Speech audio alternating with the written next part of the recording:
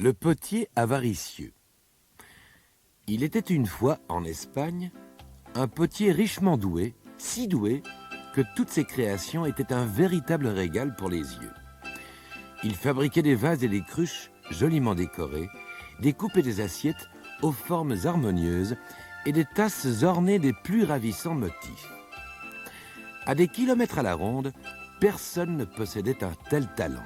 Mais ce potier avait deux vilains défauts. Il était avare et paresseux.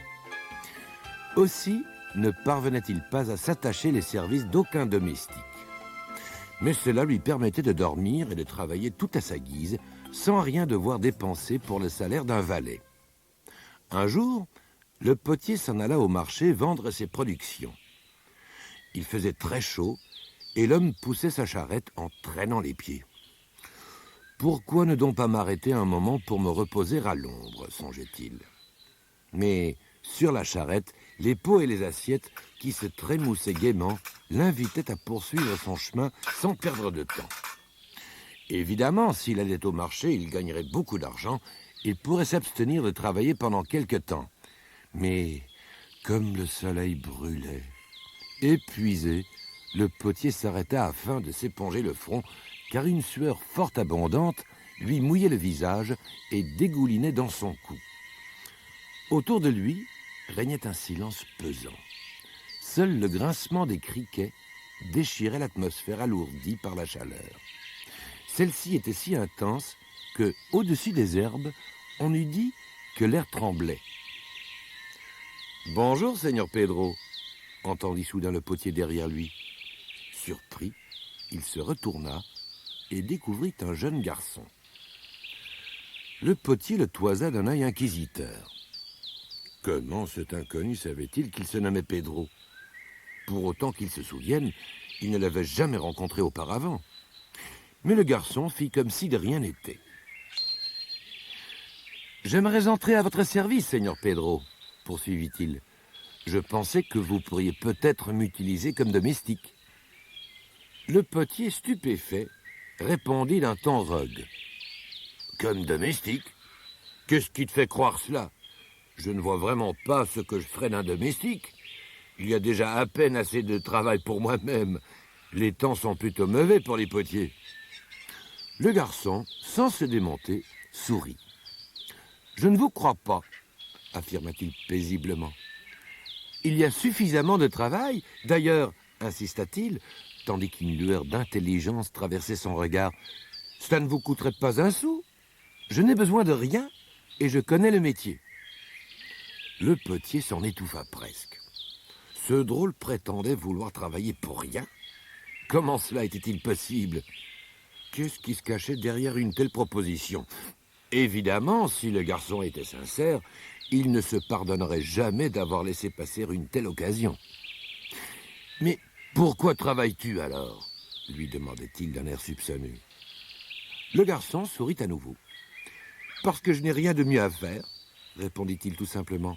« Décidément, ce garçon ne devait pas être tout à fait normal, » conclut le potier. « Travailler parce qu'on n'a rien d'autre à faire, comme si c'était une bonne raison. » Cependant, il hésitait encore, ne sachant s'il pouvait faire confiance à cet inconnu.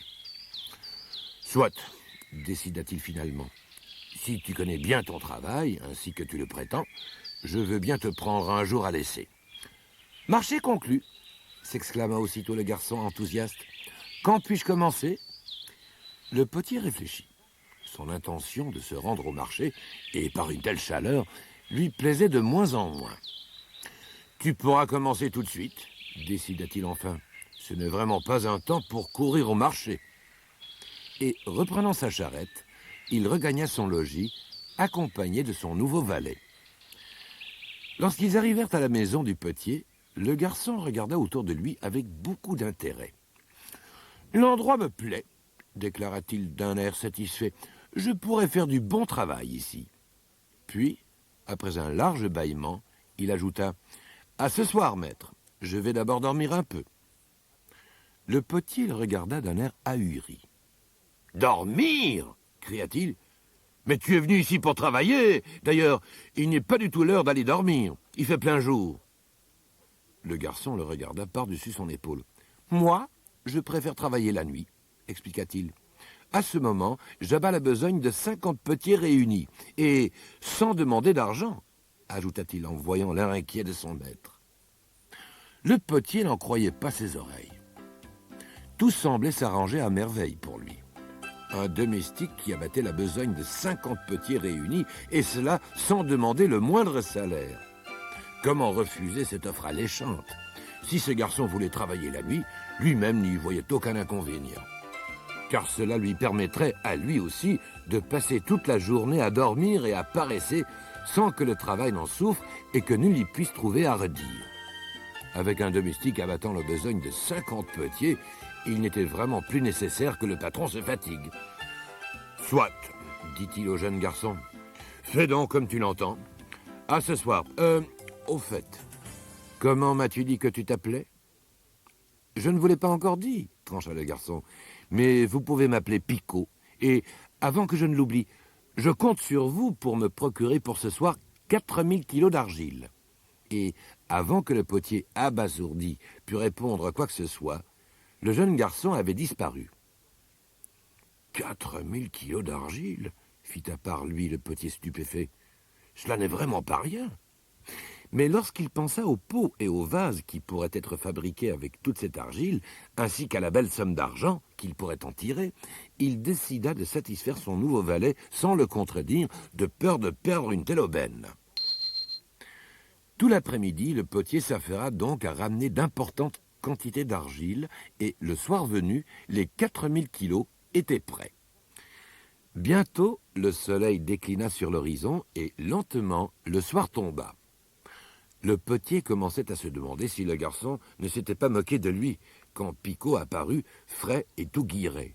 « Me voilà, dit-il en se frottant les mains. Je vois que je puis commencer. Vous, allez donc vous coucher. » Cependant, le potier était décidé à observer le garçon pour voir comment il parviendrait à travailler tout seul autant d'argile en une nuit. Il rétorqua donc qu'il souhaitait plutôt lui tenir compagnie. Mais Picot se montra irréductible. « Non, je ne parviens pas à travailler si quelqu'un regarde mes mains, » assura-t-il. Le potier n'avait donc rien d'autre à faire que d'aller dormir. Une fois au lit, il se mit rapidement à ronfler. Peu après minuit, l'aboiement d'un chien l'éveilla. Comme il était curieux de nature, il s'approcha de la fenêtre et se haussa sur la pointe des pieds pour tenter d'apercevoir ce que faisait Picot. De loin, il vit d'innombrables séries de vases, de cruches, de coupes et de plats. Il ne restait presque plus rien du tas d'argile. Et, dans le silence de la nuit, il entendait résonner diaboliquement le rire sonore du garçon. Peu après, celui-ci sortit de l'atelier en se frottant les mains. D'un bond, le potier quitta la fenêtre car il ne voulait pas que Picot le voie. Intrigué, mais plus encore ravi, il se laissa retomber sur son lit. « Peu me chaud de savoir comment il y est arrivé, » songeait-il. « L'important, c'est que de cette manière, je deviendrai très rapidement le potier le plus riche du monde. » Et il se rendormit tout en rêvant au magnifique avenir qui l'attendait. Le lendemain matin, alors que le soleil brillait à nouveau dans le ciel, il fut réveillé par son jeune domestique qui lui secouait l'épaule. « J'ai terminé, Seigneur Pedro, » annonça-t-il en souriant. Le potier fut surpris de constater son entrain et son air reposé. « Cette nuit, je cuirai les pots, » ajouta Picot. « J'aurai besoin de 10 charrettes de bois pour le four. » Et, comme la veille, le garçon disparut. Le potier péniblement se leva, puis il commença à travailler. Ce n'était pas chose aisée que de trouver ces 10 charrettes de bois, et il fut occupé toute la journée. Mais, comme le soir tombait, il apporta le dernier chargement. « Bonsoir, maître, » lança joyeusement Picot en arrivant. « Je vois que le bois est prêt. Vous pouvez aller vous coucher. » Cette fois, le potier ne protesta pas. Il était terriblement fatigué et bien heureux de retrouver son lit. Il ne fallut guère de temps pour qu'il s'endormît. Mais juste après minuit, il s'éveilla effrayé. Une étrange clarté, provenant de l'extérieur, projetait des ombres étranges dans sa chambre. Et lorsqu'il ouvrit la fenêtre et se pencha au dehors, le potier manqua d'étouffer. Il lui sembla que Picot avait fait brûler tout le bois en même temps, tellement la flamme qui s'élevait au-dessus du four de l'atelier était haute. De loin, il voyait le garçon qui lançait les pots et les vases dans le four à l'aide d'un arc et, au bruit qu'il faisait en retombant, Picot éclatait de rire. « Mon argent !» pensa le potier désespérément. Mais il n'osait pas descendre. Quelque chose d'inexplicable le retenait sans qu'il sût exactement quoi. Les flammes peut-être, ou le rire bizarre du jeune garçon. Il décida d'attendre qu'il fasse jour. Tout serait différent alors, et il pourrait dire à ce Picot ce qu'il pensait de lui. Le lendemain, il fut réveillé par le valet, qui le tirait par le bras. « Bonjour, Seigneur Pedro » clama-t-il joyeusement. « J'ai tout terminé. Si vous chargez les produits, nous irons demain les vendre au marché. » Le potier le regarda incrédule. Ne l'avait-il pas entendu casser tous les pots et les vases la nuit passée? Et il s'habilla rapidement et se rendit à l'atelier. Miracle! Les poteries qu'il y découvrit étaient les plus belles qu'il eût jamais vues. « Mais, bégaya-t-il incrédule, comment as-tu pu fabriquer tout cela ?» Picot sourit mystérieusement. « Ne posez pas de questions, maître, » recommanda-t-il en courant vers la porte. « Veillez plutôt à ce que tout soit chargé dès ce soir. » Le potier travailla toute la journée à tout disposer sur les charrettes. Il n'eut même pas le temps de manger et, le soir, il eut à peine la force de se précipiter, mort de fatigue, dans son lit. « Ah, quelle fortune je vais gagner demain !» eut-il encore le temps de murmurer avant de sombrer dans le sommeil. Et sur cette réconfortante pensée, il dormit cette fois d'une seule traite jusqu'au lendemain matin. « Allons, maître !» fit la voix de Picot. « Réveillez-vous, il est temps d'aller au marché. » Le potier se dépêcha de descendre et peu après, le maître et son domestique se mirent en route, tirant 2 charrettes remplies à ras-bord. Une fois arrivés à destination, ils ne durent pas attendre longtemps pour que de nombreux badauds les entourent et veulent acheter tout leur chargement. Il y avait une si grande demande pour ces magnifiques poteries que, au bout d'1 heure, les 2 charrettes étaient déjà vides. Le potier était fou de joie. Il regardait tour à tour Picot et les nombreuses pièces d'or qu'il avait gagnées. « Mon garçon, lui dit-il finalement, j'avais bien dit que tu travaillerais pour rien, mais je désire tout de même te faire plaisir et te donner quelques pièces. » En disant cela, il était devenu rouge comme une tomate, car se séparer de son argent représentait pour lui un immense sacrifice. Mais, à son vif soulagement, Picot se mit à rire. « Non, maître, ce n'est pas nécessaire, protesta-t-il. Ce qui a été conclu doit être respecté. J'ai dit que je travaillerais pour rien, et je m'y tiendrai. » Le potier, soulagé, contempla avec un visage encore plus épanoui son sac rempli d'argent. « Peut-être pourrais-tu venir souper chez moi ce soir, proposa-t-il. Tu as beaucoup travaillé ces dernières nuits.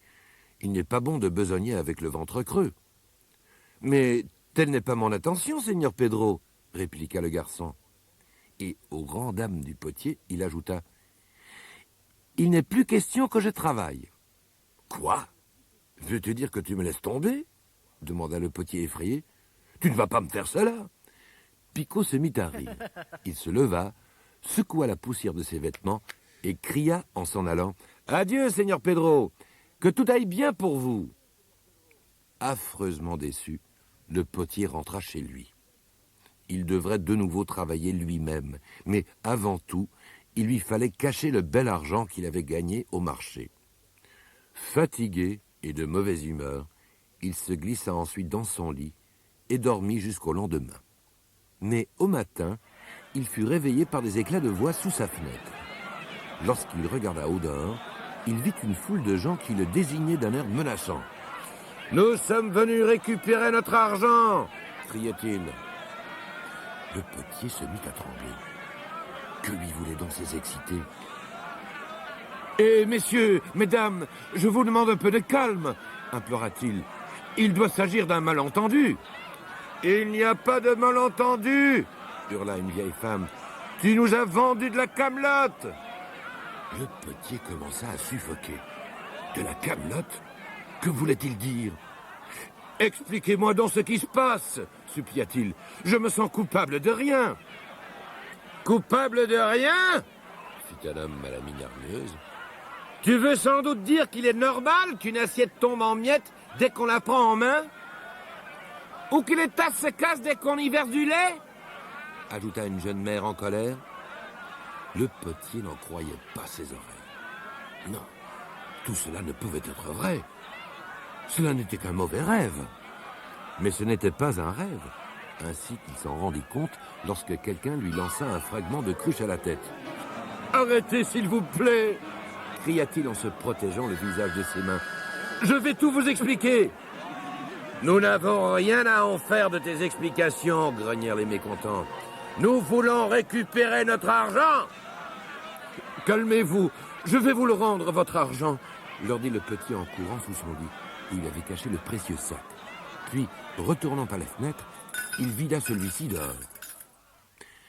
Quand le calme fut revenu, le potier soupira.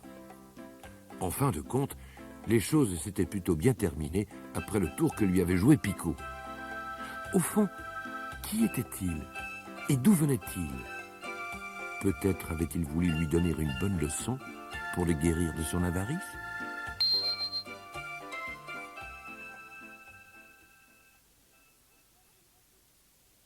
Aussi vrai qu'on vous le dit.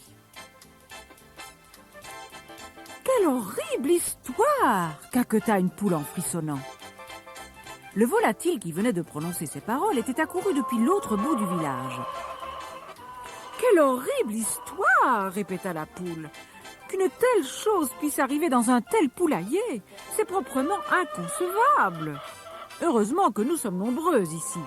Sinon, moi, je n'oserais même plus grimper sur notre perchoir cette nuit. Et elle raconta ce qu'elle savait. Les plumes des autres poules se hérissèrent, et saisi de peur, le coq laissa pendre sa crête lamentablement. Tout avait commencé dans un grand poulailler, à l'autre extrémité du village. Tout le monde sait que les poules vont se réfugier sur un perchoir lorsque le soir tombe. Et ce soir-là, il en avait été comme tous les autres soirs. Une des pensionnaires de ce poulailler était une grosse poule blanche qui pondait toujours ses œufs très élégamment et bien à temps et faisait montre de belles manières. C'était une poule de bonne famille, en quelque sorte. Lorsqu'elle grimpa sur le perchoir, elle perdit une petite plume. « Oh !» s'exclama la poule blanche. « Je perds une plume. Mais moi j'en aurai, plus jolie je serai. » Elle disait cela en riant, car si elle avait de très bonnes manières, elle aimait aussi blaguer. Sans plus se lamenter sur cette plume perdue, elle se cacha confortablement la tête dans la poitrine et, ayant déjà oublié l'incident, s'endormit profondément. Entre-temps, le soleil s'était couché et il faisait sombre et calme dans le paisible poulailler. Les poules, blotties les unes contre les autres, ronflaient toutes à qui mieux mieux. Toutes? Non, à une exception près, car l'une d'elles était encore éveillée. Énervée, elle ne parvenait pas à dormir et songeait à ce qu'avait osé dire cette poule blanche pourtant si bien élevée. Avait-elle bien compris celle-ci? La malheureuse voulait-elle vraiment perdre toutes ses plumes pour être plus jolie? La poule trouvait qu'il s'agissait là d'une bien drôle d'idée. Doucement, elle se rapprocha de sa voisine et murmura. « Dis, as-tu entendu ce que la grosse blanche a déclaré ce soir? Elle veut se débarrasser de toutes ses plumes pour avoir l'air plus jolie. Quelle impudence! Quel manque de réserve! Si j'étais le coq, je ne voudrais plus de cette poule dans le poulailler. » Or, tout près de là, nichait une famille de hiboux. Et ainsi que tout le monde le sait, les hiboux ont de très bonnes oreilles. Comme ils ne dormaient pas encore, ils entendirent tout ce qui se disait dans le poulailler. La maman hibou roula de gros yeux et battit des ailes. « Mes chers enfants, dit-elle, il ne faut jamais écouter de pareilles bêtises. Mais puisque le mal est fait, avez-vous entendu? Oh, c'est positivement à mourir de honte. Cette poule blanche n'a vraiment aucune éducation. Une poule ne peut tout de même pas retirer ses plumes lorsque le coq est présent. C'est tout simplement scandaleux. Allons, cela n'est pas un sujet de conversation pour les enfants, déclara péremptoirement papa hibou. Mais sa femme trouvait cette histoire trop importante pour accepter de la garder secrète. « Il faut que j'aille raconter tout cela à la voisine, décida-t-elle. Elle est si intelligente, elle saura sûrement ce qu'il faut en penser. » Et elle s'envola sans attendre vers le vieux chêne dans lequel la voisine avait son nid. « Ouh, ouh, ouh !» commentèrent les deux dames après que maman Hibou eut dévoilé toute l'affaire. « Hé, êtes-vous déjà au courant ?» crièrent-elles ensuite à l'intention des pigeons qui eux aussi étaient encore éveillés. « Un scandale ! Une poule dans un poulailler a enlevé toutes ses plumes parce qu'elle croit que le coq la trouvera ainsi plus jolie. Mais il fait si froid qu'elle mourra certainement d'une pneumonie. Ouh !» « Et dans quel poulailler est-ce donc arrivé ?» demandèrent les pigeons, très intéressés par ce passionnant fait divers. « Celui de la ferme située près du grand chêne, » expliqua la maman Hibou. « C'est comme si je l'avais vu de mes propres yeux. Ce n'est peut-être pas très charitable de le raconter, mais je vous assure que c'est la pure vérité. »« Nous te croyons, » affirmèrent les pigeons, qui roucoulèrent à l'adresse des hirondelles. « Écoutez, dans la ferme voisine, il y a une poule. Il y en aurait même peut-être deux, qui a enlevé toutes ses plumes. Elle a fait cela pour se faire remarquer du coq. Elle croit qu'ainsi, il la trouvera bien plus jolie que les autres. Mais c'est une grande imprudence, car ce sera bientôt l'hiver. Ces deux inconscientes risquent de s'enrhumer, d'avoir de la fièvre et peut-être de mourir de froid. On dit même qu'elles sont déjà mortes. Oui, tout cela pour une histoire de plumes. Deux jolies poules sont mortes parce qu'elles ont voulu ôter toutes leurs plumes. « Réveillez-vous, réveillez-vous !» se mirent à pépier les hirondelles en voletant de ci de là sous le coup de l'émotion. Elles se posèrent sur le toit de l'étable, où elles lancèrent une nouvelle fois. « Réveillez-vous et écoutez-nous !» Dans un poulailler du voisinage, 3 poules viennent de mourir de chagrin par amour pour le coq. De désespoir, les infortunés avaient arraché toutes leurs plumes. C'est là une chose si horrible que nous estimons nécessaire de colporter cet affreux récit. Comment donc un coq peut-il être aussi impitoyable? Il doit répartir son attention équitablement entre toutes ses poules. C'est une honte. Cela ne peut entraîner que des ennuis. Racontez-le donc partout autour de vous. Racontez-le bien autour de vous, s'écrièrent à leur tour les chauves-souris, après qu'un petit moineau leur eut narré le terrible drame. S'envolant à tire d'aile, elles s'en allèrent détailler l'aventure à tous les animaux qu'elles connaissaient dans le voisinage. Racontez-le, racontez-le à toutes les poules du village, hurlèrent les animaux. Il faut absolument qu'elles soient toutes au courant. L'histoire passa ainsi de poulailler en poulailler, à travers tout le village et même au-delà. Enfin, elle revint à son point de départ, dans le poulailler où vivait la grosse poule blanche qui avait perdu une petite plume. Mais chacun l'avait fort embellie, en y ajoutant différents détails.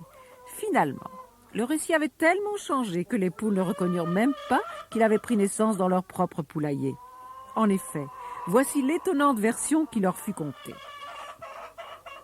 J'ai entendu dire qu'il y avait dans les environs 5 poules amoureuses du même coq. Alors, pour attirer son attention, elles organisèrent un concours de beauté. Afin de savoir laquelle était la plus mince, elles enlevèrent toutes leurs plumes.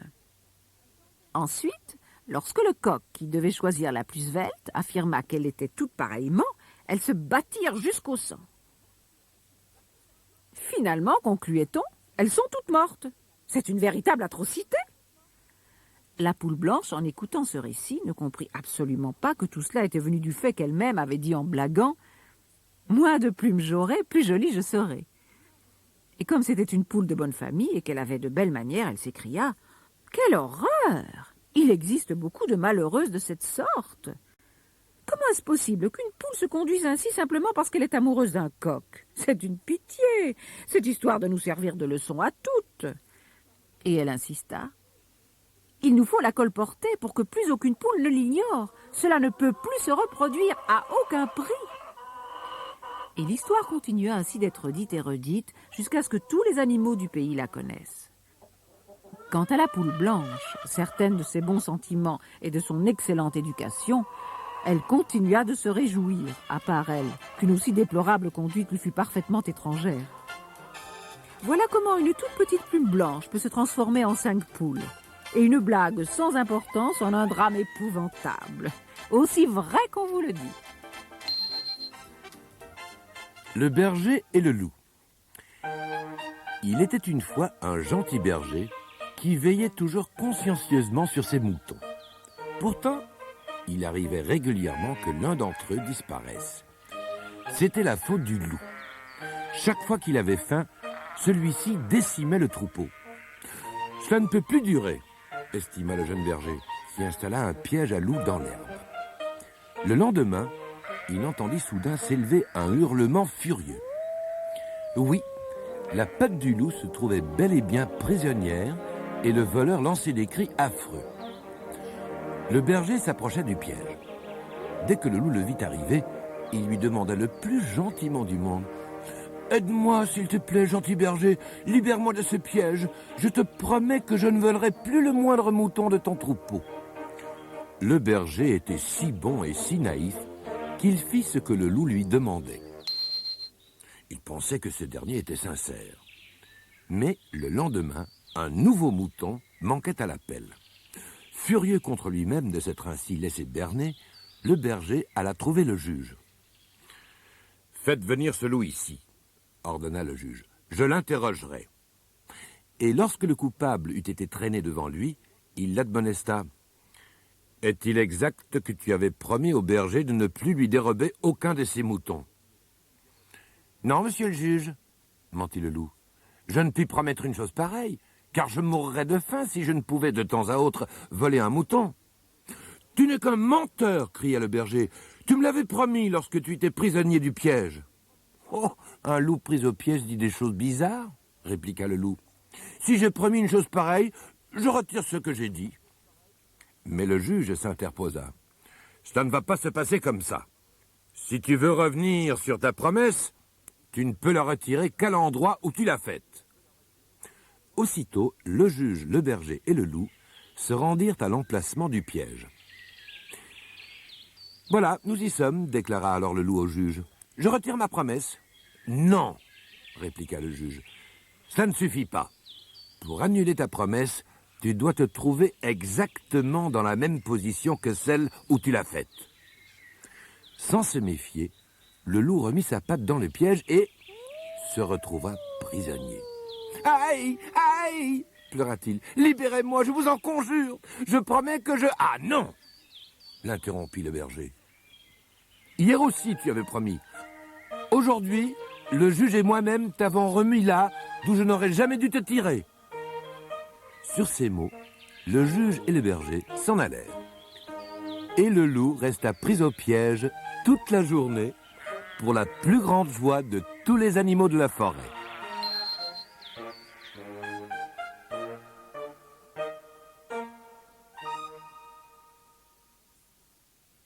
Le chat et les souris. La grande cave dans laquelle vivaient les souris était un véritable paradis. Sous la fenêtre, s'amoncelait de beaux fromages ronds à côté d'un gigantesque jambon. Et de gros saucissons pendaient un peu partout, aux poutres du plafond et à l'escalier, et au-dessus des énormes tonneaux de vin. Pour les souris, c'était chaque jour fête. Elles dévoraient joyeusement les provisions, jusqu'à ce que leur petit ventre soit bien gros et bien dodu. Les jeunes dansaient alors des rondes entre les bouteilles de vin ou autour des boîtes à sardines. Quant aux plus âgées, elles cherchaient un coin tranquille pour y faire la sieste. Toutes menaient une vie merveilleuse. Un triste jour, hélas, ce bonheur prit subitement fin. La patte de velours et l'air glouton, un énorme chat apprit l'existence de cet Éden.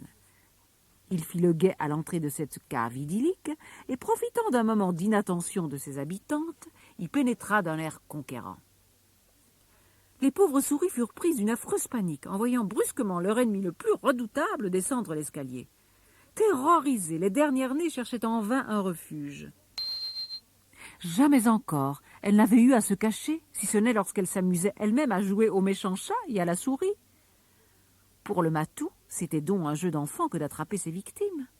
Il mangea à sa faim, puis, repu, s'en alla dormir bien tranquillement.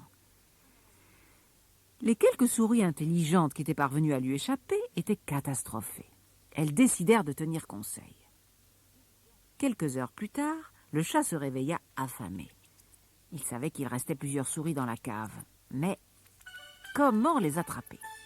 Réfléchissant à toute vitesse, il eut une idée. Il s'installa sur une poutre, la tête dans le vide et la langue pendante. Une souris le regarda sournoisement depuis sa cachette et dit « Allons, vieux patte de velours, tu ne penses tout de même pas te faire passer pour mort? Nous avons bien compris la leçon et nous ne danserons désormais que lorsque tu seras parti. »